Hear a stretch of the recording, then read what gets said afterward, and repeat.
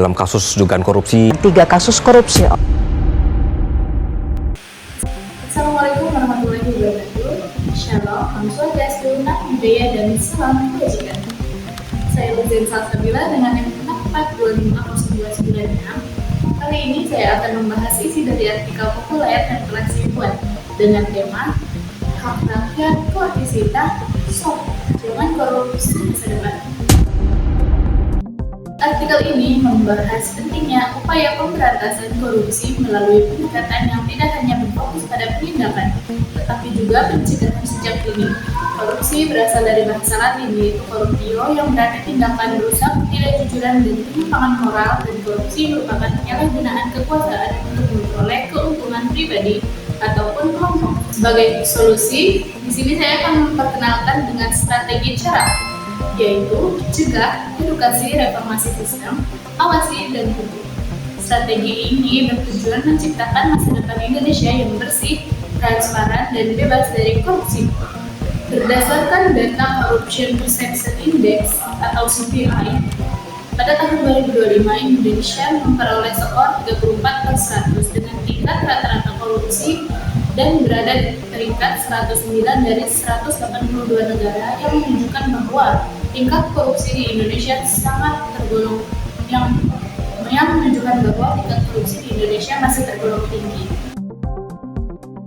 C atau cerah menekankan pentingnya mencegah korupsi sebelum terjadi dengan memahami motif pelaku serta celah yang memungkinkan adanya terjadi tindakan korupsi. E atau edukasi dilakukan melalui pendidikan anti korupsi di sekolah. Kepala sekolah, guru, dan proses pembelajaran memiliki peran penting dalam menanamkan nilai kejujuran, tanggung jawab, dan integritas kepada peserta didik melalui berbagai metode pembelajaran yang aktif dan kolaboratif. Selanjutnya ada R atau reformasi sistem.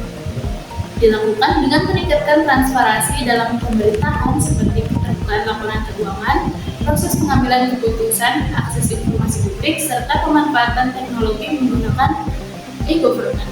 Selanjutnya ada A atau awas, menekankan pentingnya pengawasan yang melibatkan pemerintah, masyarakat, dan media yang menerapkan prinsip akuntabilitas dan transparansi supaya setiap keputusan yang diambil dapat segera diketahui dan ditindaklanjuti apabila melenceng.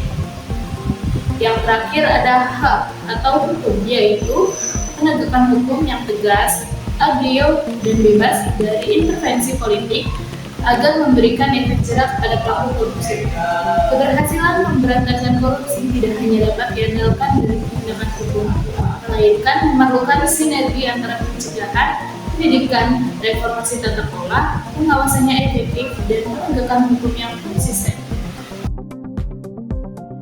Kesimpulannya, artikel ini mencegah seluruh masyarakat untuk bersama-sama mencegah korupsi sejak dini melalui penerapan strategi cerah dengan membangun budaya integritas, transparansi, akuntabilitas, dan penegakan hukum yang konsisten dari pemerintah.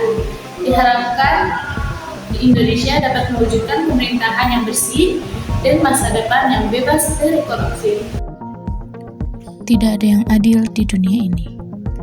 Ada yang dengan mudah mengambil hak orang dan menghabiskannya untuk kepentingan pribadi. Dan di satu sisi, ada yang perlu berjuang keras untuk mendapatkan sepeser uang untuk bertahan hidup. Kapan akan sadar? Mulai saat ini, stop. Jangan korupsi masa depan. Konsep dari poster ini adalah koruptor tidak memandang siapapun, bahkan pada orang miskin sekalipun.